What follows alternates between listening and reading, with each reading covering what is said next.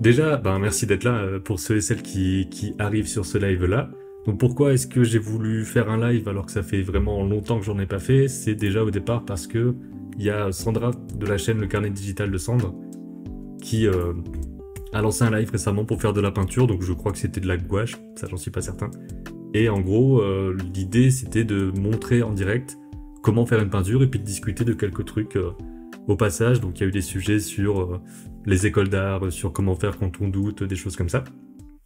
Et donc voilà, je me suis dit, c'est le moment de voir ça et de faire ensemble une petite peinture. Donc je sais pas encore exactement ce que je vais faire, j'ai déjà une petite idée. Mais en gros, on va faire de la peinture d'observation, donc un petit peu comme ce que j'ai montré récemment, notamment sur Instagram et sur TikTok. Si vous me suivez pas encore là-bas, bah voilà, j'ai pas les liens en description, je pense, mais voilà, vous pouvez me trouver facilement avec mon nom. Et donc ici, bah voilà, j'ai configuré tous mes petits trucs pour pouvoir vous montrer comment ça va se passer. Donc là, d'abord, c'est une petite peinture que j'ai faite tout récemment, qui était faite à partir d'une référence photo, celle-ci. Et ce qui est à côté, c'est fait à partir vraiment d'observation de ce qu'il y avait devant moi. Justement, là, ces derniers jours, j'ai fait quelques peintures, dont vous pouvez voir justement un petit peu les making-of, on va dire, les timelapses sur Instagram, avec des petits conseils pour comment faire ça. Et aujourd'hui, je pense que je vais... Alors, soit j'utilise une référence que j'ai déjà, soit je vais prendre une référence peut-être sur Pinterest que j'ai laissé sur le côté de la tablette. Donc juste au niveau de ce que j'ai ici, c'est donc un Calipeg, notre application pour l'iPad, qui est une app d'animation mais dont je me sers pour faire aussi mes peintures, mes dessins. En gros, c'est mon carnet de dessin globalement. Et de côté ici, j'avais ma petite référence. Alors je vais regarder un petit peu ce que vous me dites aussi.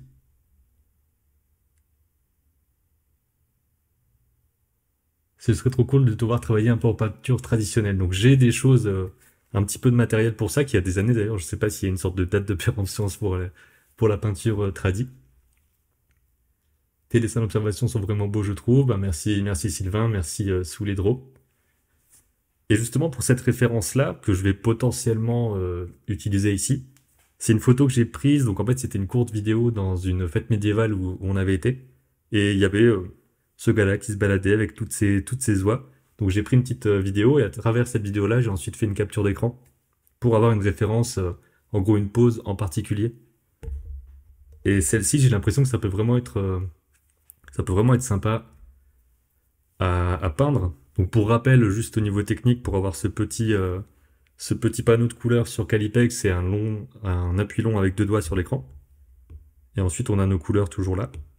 Donc en gros, au niveau de la peinture, ce qui m'a bien débloqué, c'est de regarder aussi des vidéos d'autres personnes qui font de la peinture. Le travail de James Gurney, donc c'est en anglais, mais on peut voir un petit peu dans ces vidéos-là comment est-ce qu'il travaille. Donc lui, c'est essentiellement, je crois, alors, de l'aquarelle, parfois aussi peut-être de la gouache sur papier. Mais en gros, il y a des tonnes de conseils là-dedans. Donc il y a en gros comment décomposer les choses, comment par exemple, alors cette vidéo qu'on voit juste là, donc Landscape Painting, on me l'a conseillé dans un Discord récemment, et ça m'a permis de bien comprendre comment peindre les arbres, notamment la végétation.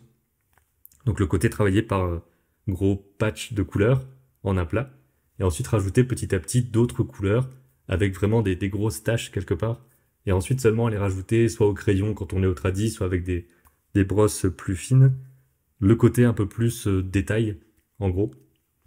Donc ça peut prendre du temps à appréhender ces trucs-là, mais c'est comme ça que ça peut marcher.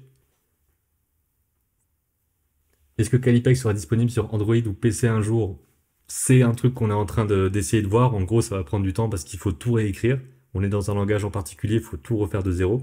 Mais dès qu'on a refait cette transition-là, on pourra être sur plus de systèmes. Ouais. Donc c'est vraiment une volonté qu'on a de ne pas être seulement sur iPad et d'être un jour sur, que ce soit tablette Android, sur ordinateur, plein de choses. Mais ça va prendre du temps. Alors ici, on a notre composition, notre ratio qui va être à peu près celui-là. Et ensuite, à l'intérieur, on a des éléments, comme par exemple ici, les oies. Donc là, je suis avec une brosse très très simple, où il n'y a pas de pression. Donc que j'appuie fort ou pas, on va pas avoir de différence de taille. Ensuite, on a toutes les petites têtes comme ça.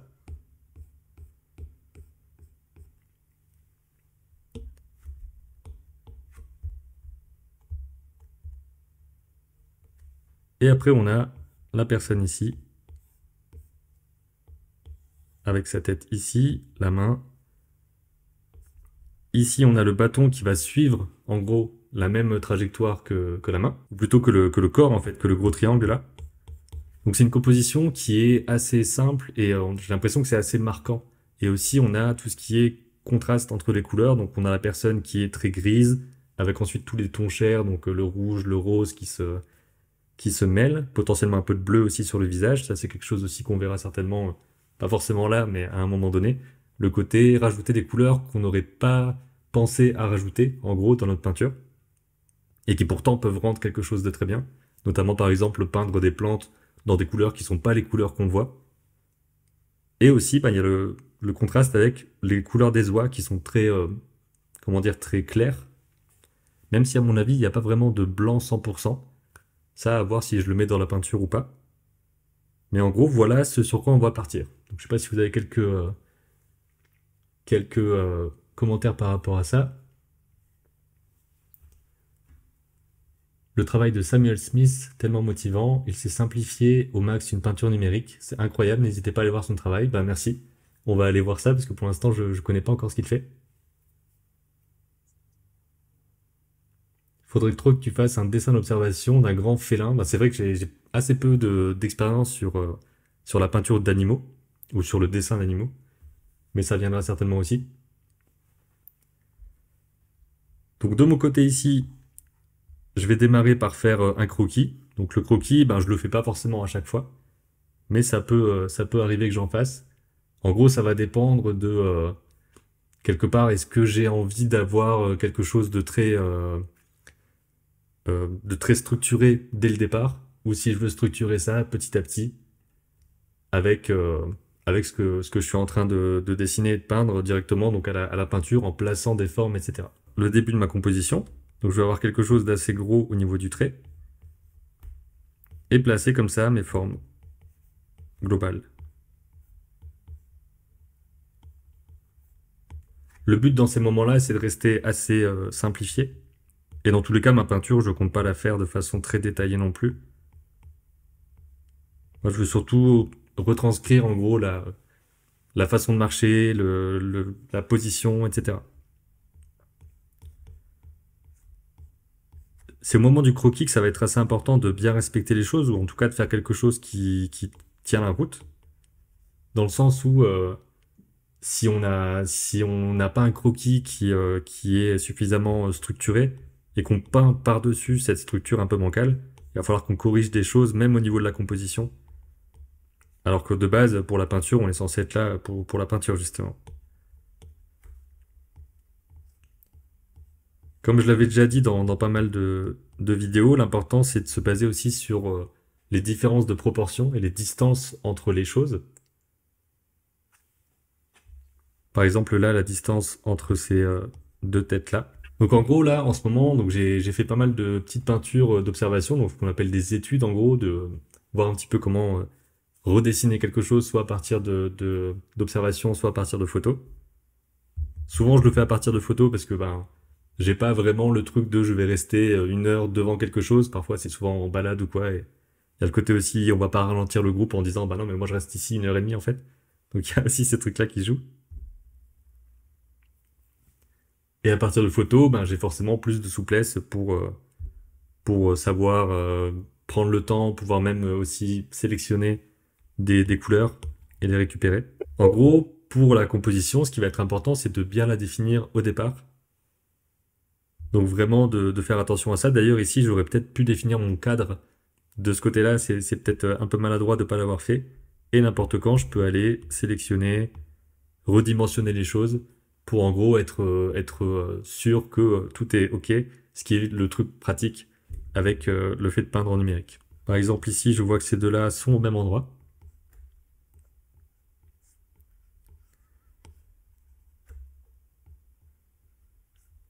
Il y a une tête qui dépasse par là.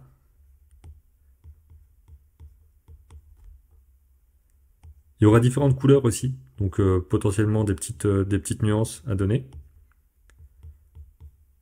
Et là, je vais essayer de rester assez simple. Comme je le disais tout à l'heure, je pense qu'il y aura surtout des gros traits de pinceau. pour montrer tout ça. Alors là, je me perds un petit peu. Ok, j'en suis à celle-ci, donc là, il y en a une autre qui est sur le côté comme ça. Ce qui est important en dessin et donc aussi en animation, ça va être le côté simplification. Donc ne pas faire des choses qui soient trop complexes. Par exemple, là, je reste assez simple. La patte, ça reste un triangle avec un bâton.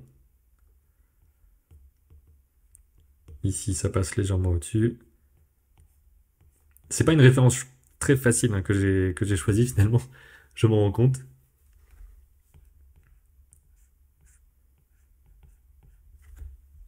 Mais voilà, c'est, je le répète, une photo que j'avais prise moi-même pendant une fête médiévale, qui est un événement assez chouette hein, à faire. Il y a des personnes déguisées, il y a de la musique avec des instruments anciens.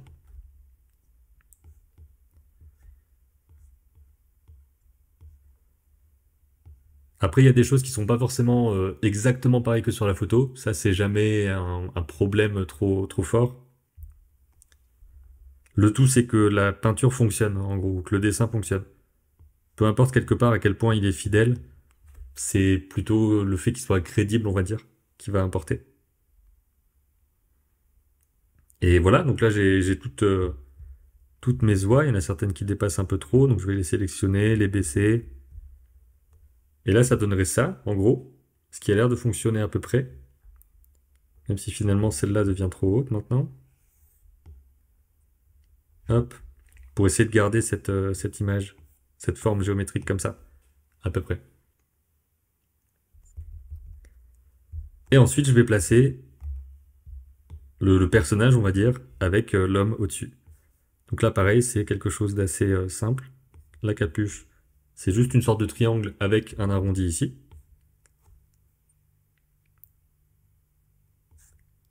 Il faut que ça arrive à la bonne disposition par rapport à la tête des oies. Il y aura des zones plus sombres, des zones plus claires, il y aura quand même pas mal de choses à prendre en compte par rapport à ça. Donc ça va être une peinture, je pense, qui est assez intéressante à faire, et je vais essayer de faire en sorte que, en gros, en une demi-heure, peut-être 45 minutes, j'ai posé tout ce qu'il faut. Ce sera une étude assez courte, mais bien sûr, on pourrait y passer des jours potentiellement pour faire une peinture extrêmement détaillée. De mon côté, je passe souvent entre 30 minutes et 1 heure et demie pour faire une peinture qui reste juste des études. Même si certaines de ces peintures-là finissent ensuite dans mon décor, ça reste quelque chose qui est fait pour apprendre, s'entraîner, pratiquer et s'amuser aussi, hein, parce que c'est quelque chose qui me plaît bien.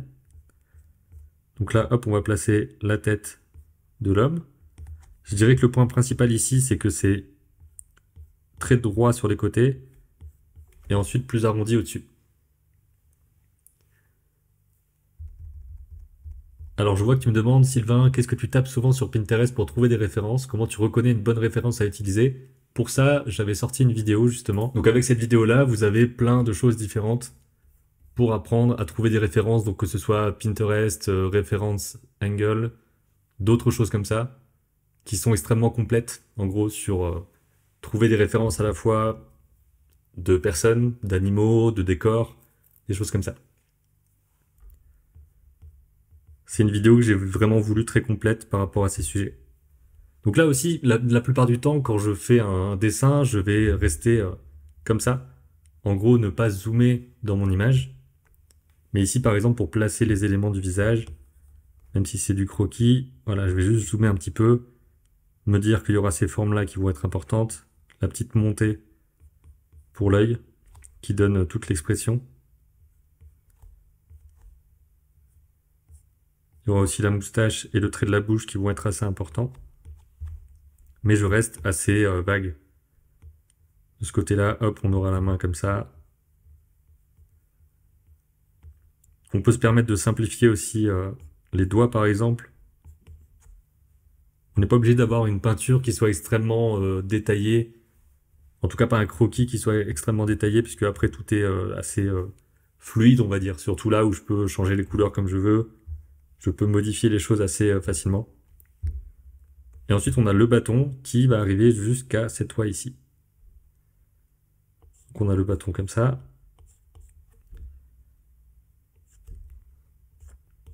Ça, c'est un des trucs en dessin qui est assez important.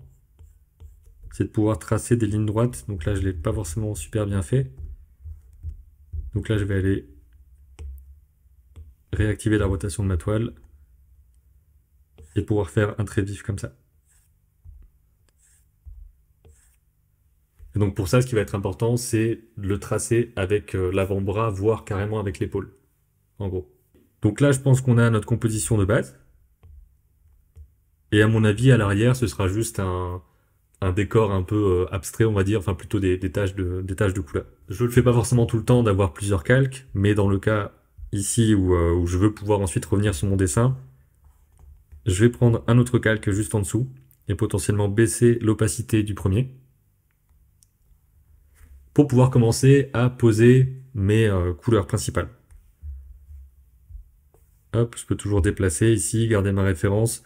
Ma référence qui, surtout dans cette première étape, n'a pas besoin d'être très zoomé. Il suffit que j'ai comme ça quelque chose juste d'assez éloigné pour bien voir les valeurs. Donc ce qu'on appelle les valeurs, c'est en gros la luminosité, dans le sens où est-ce que la couleur est lumineuse ou pas. Donc ici, dans le cercle chromatique, on a la teinte qui est autour. Et au milieu, on va avoir en gros la saturation. Donc là, c'est ce qu'on peut voir ici. On a la teinte, la saturation et la luminosité. Donc la teinte, c'est autour. La luminosité, c'est là, j'ai une couleur plus sombre que là. Donc là, c'est tout ce curseur ici. Et la saturation, ça va plutôt être de ce côté-là. Donc des couleurs qui sont par exemple ici plus saturées et plus sombres. Et ici moins saturées et plus sombres. Donc c'est comme ça qu'on va définir en gros quelles sont nos couleurs, quoi. Il va falloir à l'œil comme ça réussir à déterminer ça. Donc je vais d'abord placer une couleur de fond. Je pense que la couleur de fond, je vais carrément la mettre sur un autre calque. Histoire d'être un peu divisé comme ça. Et ensuite, je vais aller prendre une couleur qui se rapprocherait potentiellement de la couleur du sol ici. Donc quelque chose d'assez bleu, d'assez sombre et désaturé. Et je vais utiliser la couleur, enfin plutôt la brosse, qui est la flat brush. Et baisser l'opacité ici, sur le côté. Est-ce que c'est risqué d'utiliser un calque pour plusieurs sujets? Pas forcément, j'ai déjà utilisé par exemple un seul calque pour dessiner plusieurs choses, où il y avait un seul calque à chaque fois. Par exemple ici, je vais vous montrer un petit peu. Hop, sur ce dessin-là, enfin sur cette peinture à droite, il y a un seul calque. Et l'arbre est absolument dramatique, ça fait partie de ce pourquoi je me suis renseigné sur comment peindre les arbres, et ça va venir ici par rapport à... Enfin, ça va me permettre de mieux travailler ça par rapport aux vidéos notamment de James Gurney dont je vous ai parlé tout à l'heure. Mais en gros, il y a un seul calque ici, parce que mon but, c'est de poser les couleurs et les formes sans avoir à me dire je vais décomposer, mettre telle couleur sur tel calque. C'est vraiment des études qui sont assez rapides. Ici, c'est sûrement une demi-heure ou peut-être 45 minutes. Donc c'est quelque chose de très condensé. Et j'aurais pas nécessairement besoin de revenir dessus ensuite pour changer une couleur par exemple. Et si je veux corriger quelque chose, je mets une couleur par au-dessus. Donc il y a ce truc-là qui va jouer également. Et par exemple, dans ces cas-là, j'avais un croquis d'abord et ensuite les couleurs sur un autre calque. Et je m'y suis repris à 3 fois pour peindre cette image-là. Donc ça, vous voyez une petite vidéo là-dessus sur Instagram. Et là, on peut voir aussi la différence entre la composition à la base et le dessin que j'ai fait. Donc je disais que je suis tout en bas. Hop, je reprends ma référence, ma couleur.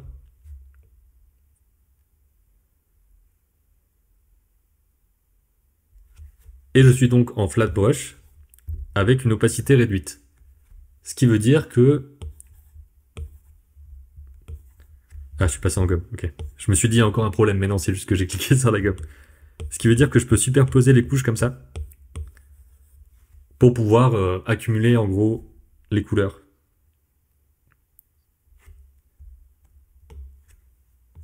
Donc là, je vais placer mon fond de cette façon-là, assez brut, il n'y a pas forcément besoin de faire des choses très précises non plus. Potentiellement un micro dégradé, donc en mettant une couleur légèrement plus sombre, comme ça. plus clair pour le dessus.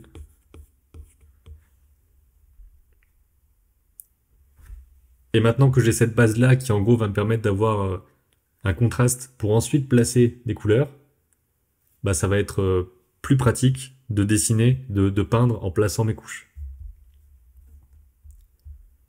C'est pour ça aussi par exemple qu'en peinture traditionnelle, en gouache par exemple sur papier, il y aura vraiment ce truc de on va d'abord peindre par exemple une couche de bleu un peu neutre ou de jaune un peu neutre aussi, donc pas trop extrême, ni trop saturé, ni trop lumineux, ni trop sombre, pour ensuite accumuler les couches par au-dessus.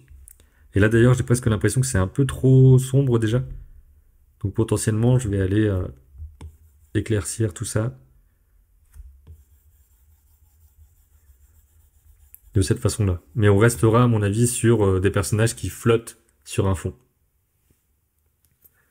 Tu fais tout avec l'opacité réduite, ça dépend. Ça fait pas très longtemps que j'essaye de faire ça. Avant, j'étais vraiment avec opacité 100%, et ça fait des couleurs beaucoup plus nettes, on va dire aussi, et pas des petits dégradés comme on peut voir là. Mais par exemple, sur cette image-là, le fait d'avoir utilisé de la brosse sans trop d'opacité, ça m'a permis de superposer les couches de façon plus efficace. Même si au final ici, la peinture reste un peu trop floue, dans le sens où c'est des brosses qui sont pas très dures, c'est pas des brosses très anguleuses. Donc ça donne quelque chose d'un peu vaporeux comme ça. Alors là, je m'assure que je suis sur le bon calque, donc je vais être sur celui-ci. Et après, je vais poser petit à petit mes, mes couleurs. Donc, on a d'abord deux grosses couches de couleurs, en gros, qui vont être la cape de la personne, et les oies. Même s'il y a des couleurs différentes sur les oies, on va placer tout ça d'une traite. Donc déjà, je vais pouvoir ici choisir la couleur qui correspondrait à la veste, enfin à la cape, qui est une sorte de gris.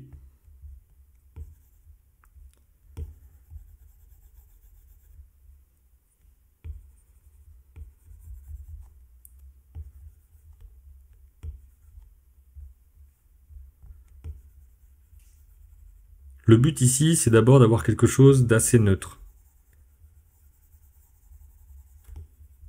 Ensuite, je vais placer la couleur pour les oies. Donc je pense que ce serait vers le jaune-orange, mais quelque chose de très clair comme ça.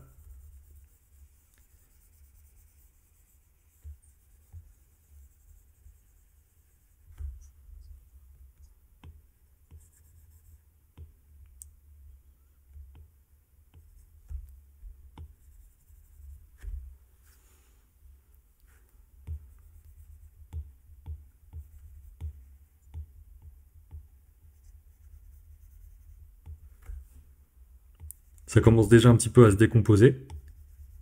C'est ça qui est important dans cette phase ici, c'est de placer les couleurs principales. Et ensuite, je vais quand même aller vérifier mes couleurs avec la pipette pour voir si ça correspond à peu près à ce qu'il fallait. Donc ici, en haut, j'ai la pipette. Et je vais aller me placer sur cette couleur-là. Et on peut voir qu'en fait, c'était sur du bleu et pas sur du jaune. Donc je pense que les couleurs globalement sont bien plus proches du bleu que ce que je croyais. Et pour cette couleur-là, par exemple, que j'avais prise pour le manteau, la couleur originale est quasiment identique à ce que j'avais. Donc ça, c'est cool. Ça veut dire qu'il y a quelque chose qui a plutôt bien marché là-dessus. Et donc je pourrais partir sur voilà, une couleur plus bleue pour les oies. Même si ça me plaît pas tant que ça, donc peut-être que je vais pas le faire. Parfois aussi, on peut s'éloigner un petit peu des couleurs, j'ai l'impression que ça va un petit peu dans ce ton-là, et que ça fonctionne quand même. Alors ensuite, on va quand même placer un peu la couleur de la peau. On va être sur quelque chose de très orangé, j'imagine, entre le orange et le rouge. Hop, je peux zoomer un peu.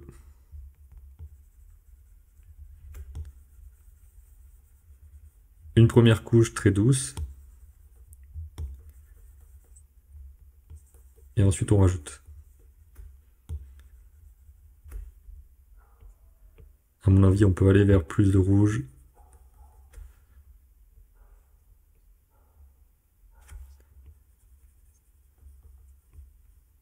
même du rouge rose. Hop, on va leur placer des pattes dans quelque chose d'assez aussi assez clair. De cette façon-là.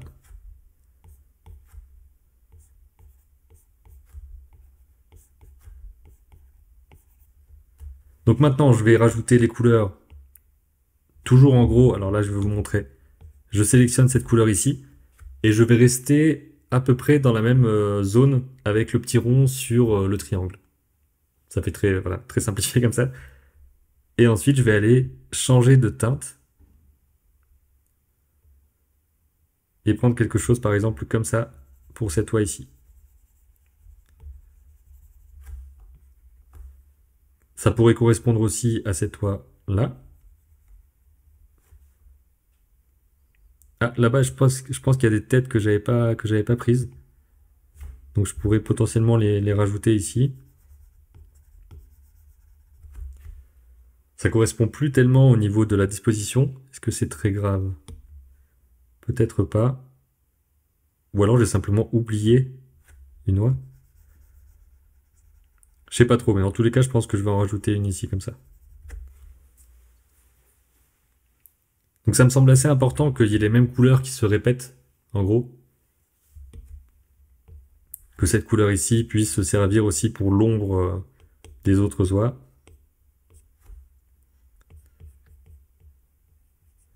Pour faire en sorte qu'il n'y ait pas non plus trop de couleurs différentes. Le bâton va être déjà plus sombre.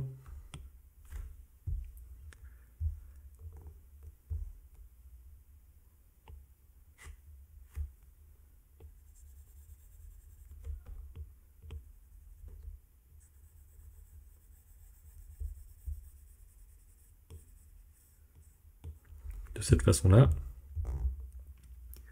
Et là, n'importe quand, ce qui peut être intéressant, c'est d'aller retirer, alors là je vais enlever la barre de non-skin, d'aller retirer le calque croquis, qui permet de voir un petit peu si les formes se tiennent. Après, on peut très bien aussi garder le calque croquis dans la peinture finale, hein, ça je suis pas encore très décidé là-dessus, c'est quelque chose qui peut se faire.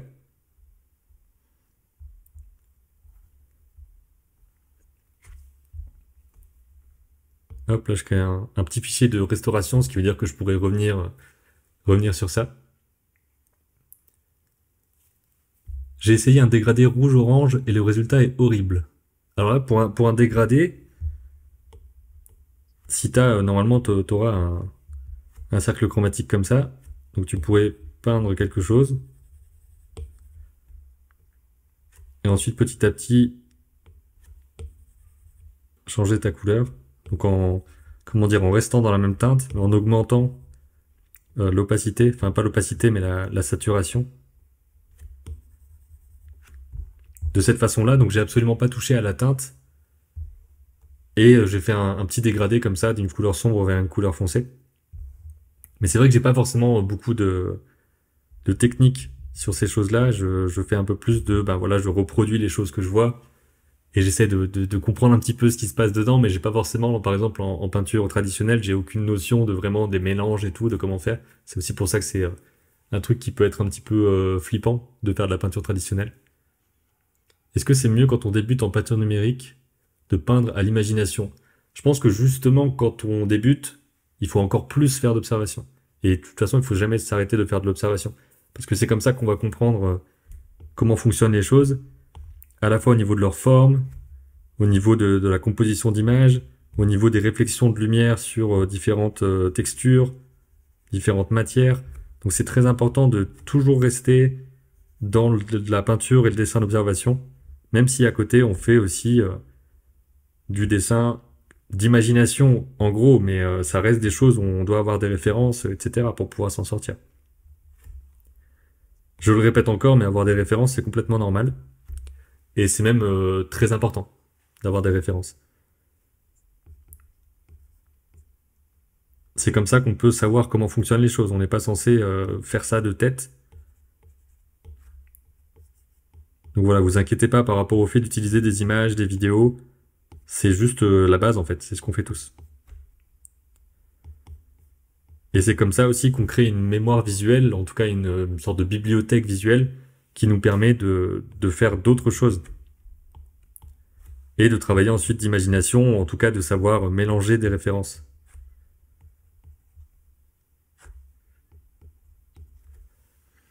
Alors là, je vais peut-être déjà ajouter les petites ombres au sol. Donc pour les ombres au sol, potentiellement, je vais prendre la couleur ici, la rendre plus sombre, et rajouter des ombres comme ça.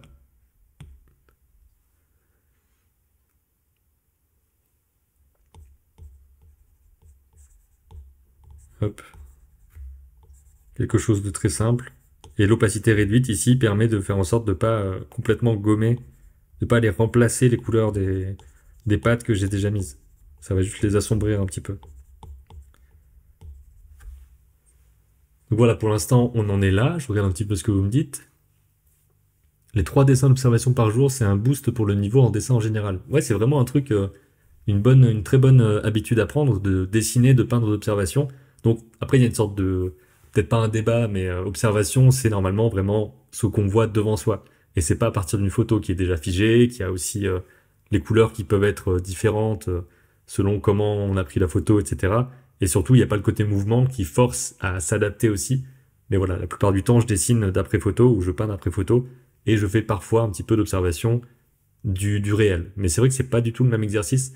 Et le réel a ce truc de, bah c'est la vie en fait, c'est en train de se passer et c'est tout quoi. Donc on est forcément obligé de faire les choses plus rapidement, en gros, et de se dire la personne est en train de bouger, elle s'en va, il faut que je garde en tête la façon dont le bras a été posé pour pas que mon dessin soit gâché. C'est un exercice plus extrême en quelque sorte. En mélangeant des références, c'est comme ça que la plupart des gens trouvent leur style de dessin. Pareil, le style de dessin, c'est pas quelque chose où on a besoin de trop y penser. C'est ça va venir avec le temps, en gros. C'est quelque chose qui va venir en dessinant beaucoup, en peignant beaucoup. On aura notre façon de le faire, mais avoir un style qui se définit parce que c'est unique ou je ne sais quoi, ce qui est pas vraiment possible aussi. C'est pas du tout un problème. Concentrez-vous sur peindre, dessiner de façon correcte, avec des bonnes techniques, plutôt que de vous dire je débute, il me faut un style à moi. Je pense que c'est vraiment pas la priorité là-dessus. Donc là, j'ai rajouté quelques petites valeurs différentes pour les oies. Et pour l'instant, j'ai pas été sur des valeurs claires, je le ferai probablement après. Et on va aller mettre un peu d'ombre sur la cape.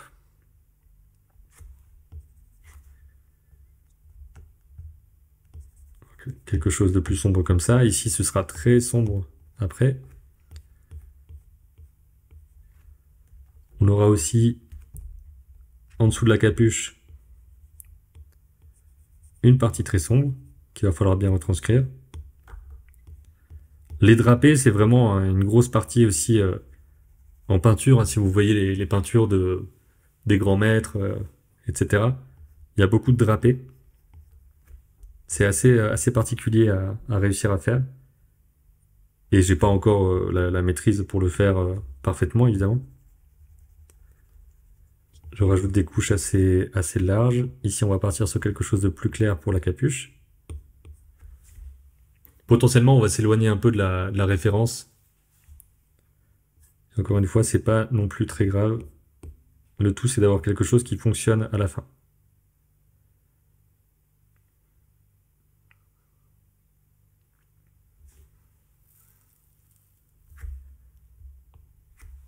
Du plus clair ici.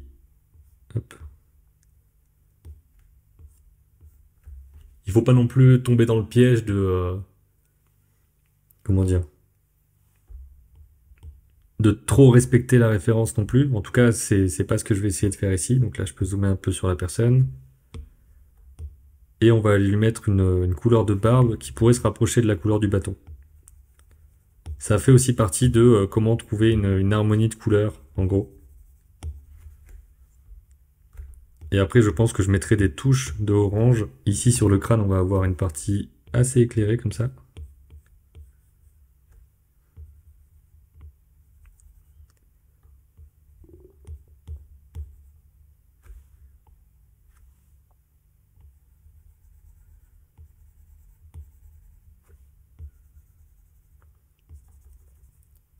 Peindre la peau de quelqu'un, c'est vraiment quelque chose d'assez assez difficile, on va dire. Il y a tellement de teintes et de nuances différentes.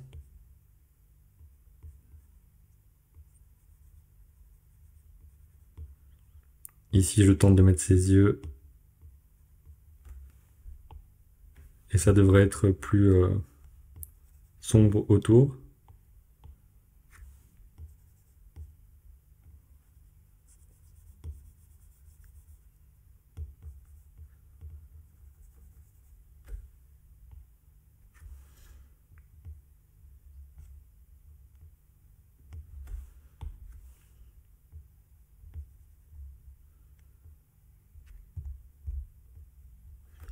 Donc peut-être que pour les pupilles, je ferai ça à la fin. Alors là, il y a une des difficultés qui va arriver aussi, c'est à quel point je vais dans le détail sur le visage, par exemple. Parce que je veux que ce soit une peinture qui fonctionne plus de loin et qui soit quelque chose d'assez simplifié finalement. Et j'ai pas nécessairement envie que ce soit quelque chose d'extrêmement détaillé. En gros, ce sera vu comme ça, quoi. Ici, je vais commencer à rajouter des choses plus sombres. Et je vais peut-être carrément aller prendre la pipette ici. Donc là, c'est un noir quasi complet pour cette partie-là. Et c'est aussi ça qui marche bien dans cette photo, c'est qu'il y a quelque chose de très sombre devant, enfin plutôt derrière ici, quelque chose de très clair, à savoir la tête des oies. Et c'est ça qui fait on va voir les choses correctement.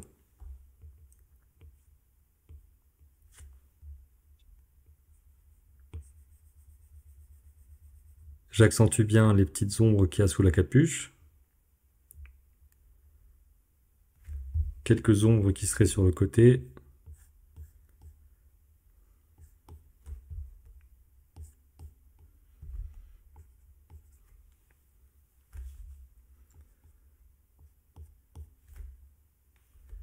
Je peux aussi aller sélectionner certaines couleurs pour combler un petit peu des vides.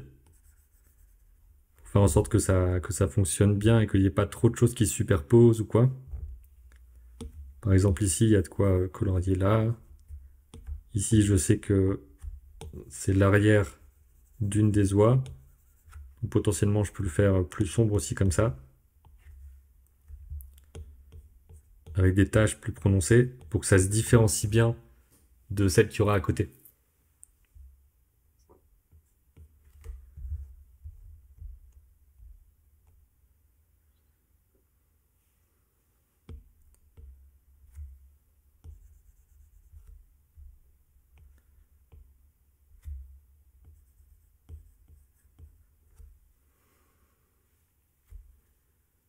Pour toi, ce serait quoi le plus gros point positif de faire de l'animation sur Calipeg plutôt que sur Procreate? En gros, on a un système d'animation qui est très complet, dans le sens où on peut avoir plein de calques les uns par-dessus les autres, de façon vraiment horizontale avec une timeline, donc de manière classique, on va dire. Donc ça fait qu'on a vraiment une approche très classique ouais, de l'animation, une timeline avec différentes couches, alors que sur Procreate ou sur Photoshop par exemple, c'est la pile de calques qui va être mise à l'horizontale, ce qui veut dire que pour mettre plusieurs calques les uns par-dessus les autres dans ta timeline d'animation, c'est un autre système. C'est plus de l'horizontale qui se bascule, alors que nous on est directement sur une ligne horizontale.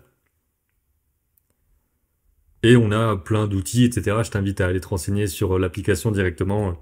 Le fait par exemple qu'ici je peux étirer une feuille et la découper d'un coup de stylet sur plusieurs calques aussi. Donc je peux aller faire ça.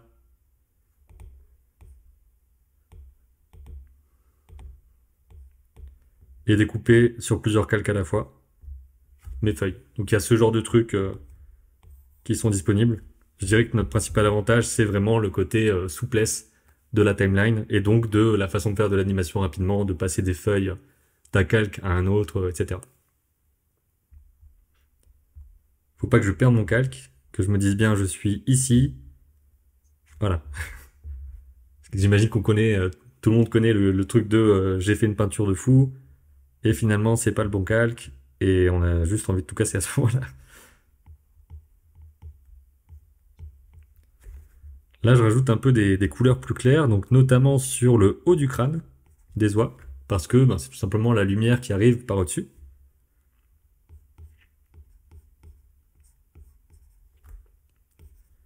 à l'arrière aussi.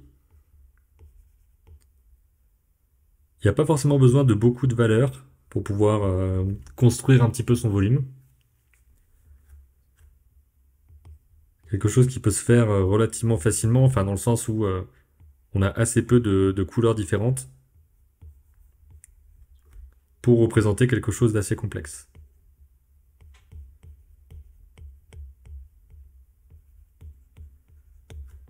Ici, le dos est vraiment très éclairé.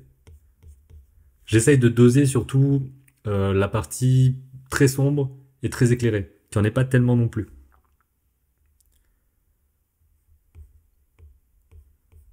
Surtout sur ce genre d'image ici où il n'y a pas d'endroits qui sont surexposés ou complètement dans le noir. Donc j'essaye de faire attention à ça.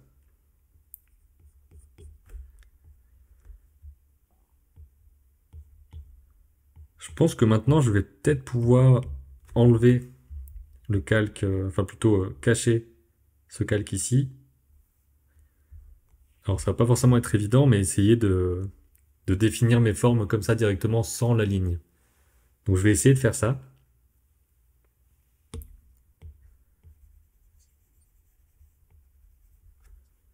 Avec des couleurs plus sombres par endroit. Après, je le répète ici, c'est bonjour de Madagascar de la part de Stéphane. Bah salut, enchanté. Je sais pas quelle heure il est là-bas.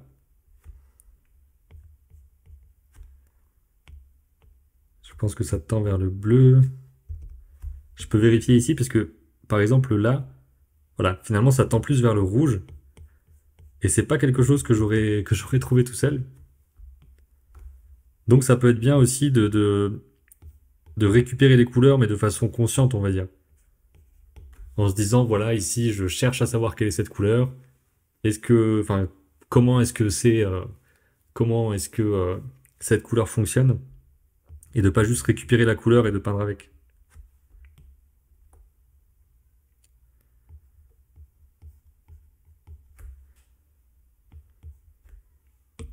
Ici, je prends cette couleur, je l'assombris et je vais rajouter cette grosse trace plus sombre qu'on peut voir sur la photo. Faut pas qu'elle soit trop grande non plus. Et ici, par exemple, il va falloir déterminer un petit peu les formes. Parce que pour l'instant, c'est un peu fouillis, on ne sait pas quel élément est devant l'autre. C'est toujours une des difficultés. Par contre là, c'est vrai que sans le trait de contour, c'est un sacré défi.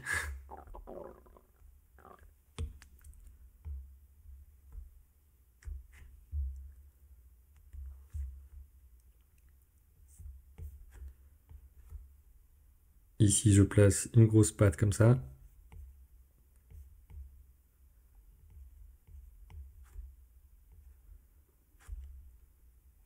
Ici, c'est juste les côtés qui sont très clairs. Ici, il y a l'arrière complet.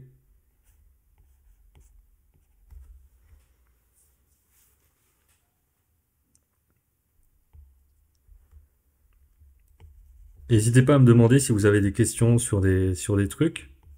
Là, c'est vrai que je suis concentré sur la peinture, mais ça peut être aussi l'occasion de discuter un peu. C'est aussi l'intérêt du fait que vous soyez là pendant pendant le direct.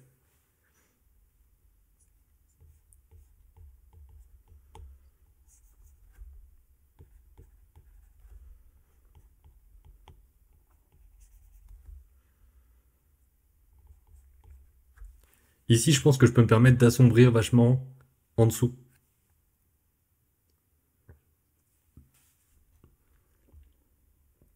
Donc d'aller prendre une couleur bleutée assez sombre.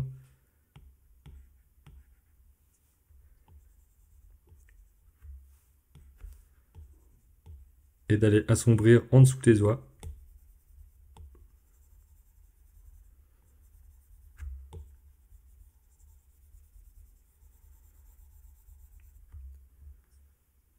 As-tu pu avancer sur le cours d'anatomie de Johan?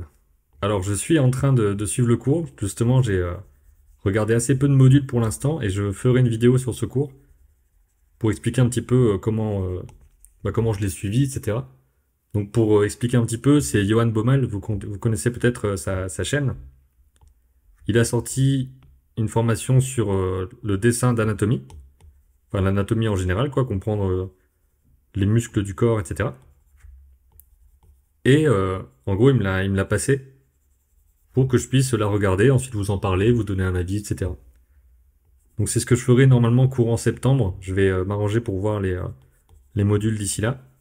Mais voilà, j'ai commencé un petit peu déjà à apprendre des choses, notamment par rapport à la structure de la tête, parce que j'ai très très peu de notions d'anatomie finalement. En gros, quand je dessine, c'est d'observation, de ok, les choses se placent comme ça a l'air d'être comme ça à chaque fois. Ah bah là, telle personne, la morphologie est différente, donc ça marche comme ça. Des choses assez empiriques, on va dire. Mais j'ai pas ce côté, voilà, les muscles, ils se nomment comme ça, ils se trouvent ici, il y en a combien, etc. J'ai pas vraiment ce truc-là. Donc ce cours-là me permet vraiment de m'améliorer là-dessus. Parce que c'est quelque chose qui peut être très utile ben, pour le dessin, la peinture, l'animation aussi, pour savoir où se trouvent les choses et comment en fait comment est-ce qu'on peut bouger une partie du corps ou pas, qu'est-ce qui est possible ou impossible finalement. Et de savoir jouer aussi avec ça, parce qu'en animation, on n'est pas forcément que sur la réalité. Mais ouais, c'est très utile comme formation et je vous en parlerai dans une vidéo. Bon là, j'ai l'impression que c'est un peu fouillé. Je sais pas ce que vous en pensez pour l'instant de cette peinture-là. Je sais pas à quel point je vais la continuer. Je sais pas pendant combien de temps je vais la peindre encore. Potentiellement, je pourrais aussi la faire à nouveau dans un autre contexte, etc. Marrant, j'ai déjà dessiné aussi un gardien à doigts. Bah, c'est vrai que c'est assez. Bah, déjà, c'est assez impressionnant quand on le voit passer et tout. C'est ça aussi que je dis dans ma vidéo et puis dans mon cours aussi sur comment peindre à partir d'une référence que vous pouvez trouver sur Sketchfab, sur Gumroad et sur Udemy. C'est que le fait de prendre des références photos soi-même, ça fait qu'on se pose la question. En fait, on se dit tiens là, est-ce que ce serait une référence intéressante et on réfléchit un peu à ce qu'on voit en fait. Et c'est ça qui est chouette, c'est qu'on a un œil un peu nouveau sur les choses. Je trouve que c'est quand même assez bordélique comme peinture. Alors la tête est un peu plate, un peu écrasée. Ouais, probablement.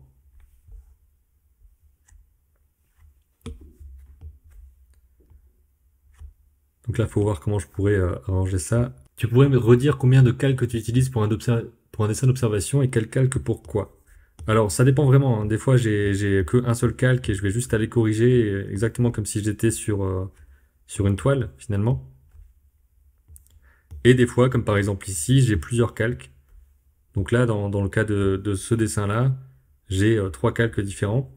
Il y en a un où il y a le croquis, un où il y a le fond, et un autre où je vais avoir les couleurs, on va dire, en général, qui ne sont pas le fond. C'est vrai que la tête est complètement plate, hein. Même la main est assez terrible. Et en même temps, j'ai envie de finir dans pas longtemps, donc il va falloir faire des trucs qui permettent ça. Ici, j'ai l'impression qu'il y aurait peut-être un peu de violet qui traîne de ce côté-là. Voilà, quelque chose de très vif comme ça. Hop, hop. De loin, ça passe à peu près. D'ailleurs, qu'est-ce que vous voudriez voir dans de prochains lives potentiellement?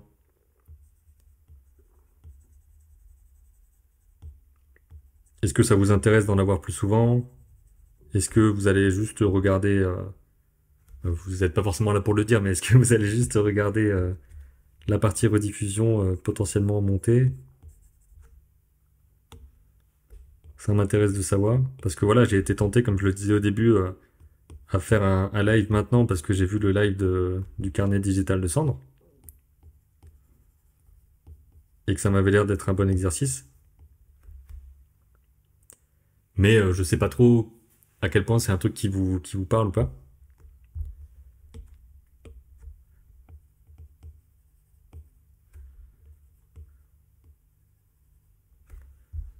Je vais tenter de placer un regard, mais peut-être très fin.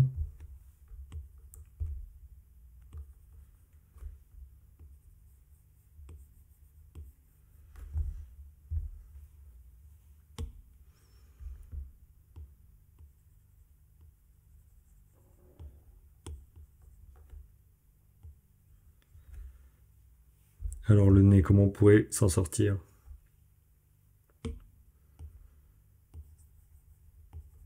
Déjà pour le nez, je pense qu'il va falloir quelque chose de plus sombre pour le faire se démarquer en dessous.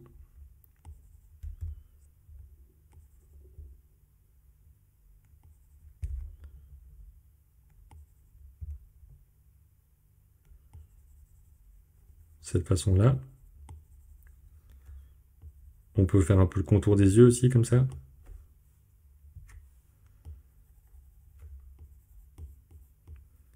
L'œil est sûrement un peu trop loin. Donc je peux juste aller sélectionner et le déplacer. Et ensuite combler les vides.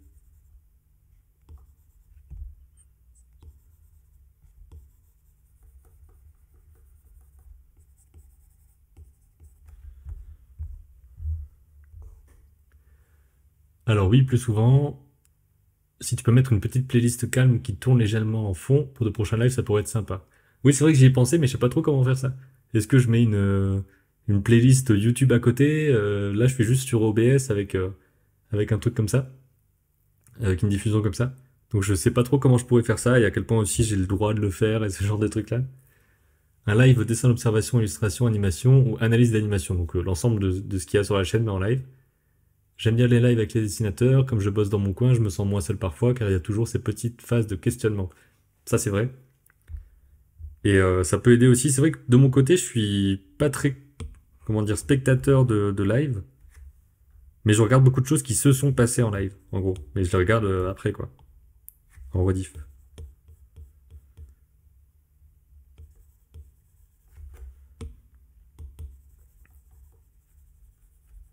Donc ça fait toujours un petit peu peur le côté live de, ben voilà, il faut être là maintenant, etc. Après tu rates des trucs. Donc c'est toujours une grosse question.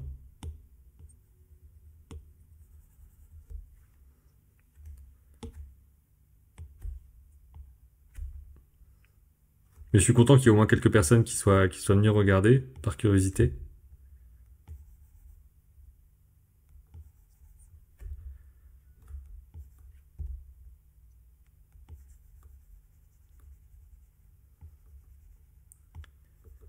Je pense que je vais pas tarder à arrêter cette peinture-là. Elle reste très très brouillonne. Et voilà, c'est la première fois que je fais ce genre de peinture-là.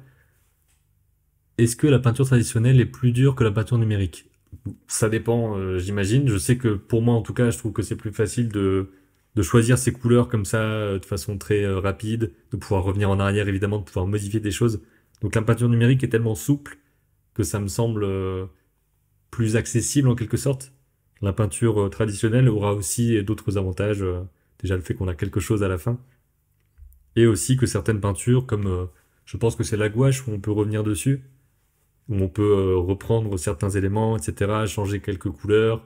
Donc ça reste pas forcément super rigide.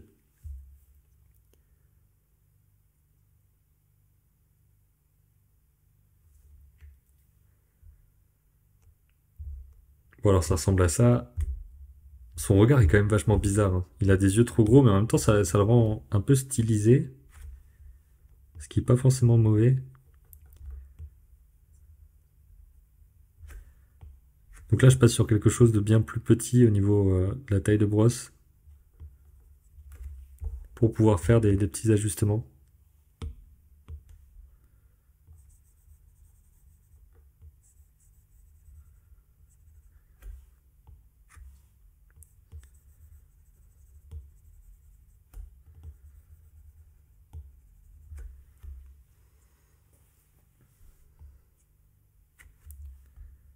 On va lui tracer un peu la bouche, quelque chose de plus sombre. Donc là on aurait, bon allez, je vais carrément aller sur un trait quasiment noir, avec un trait plus clair en dessous.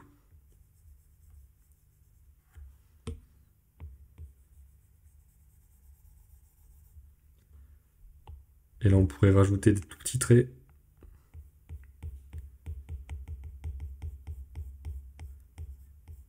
Pour la couleur de la barbe. Assombrir un peu aussi.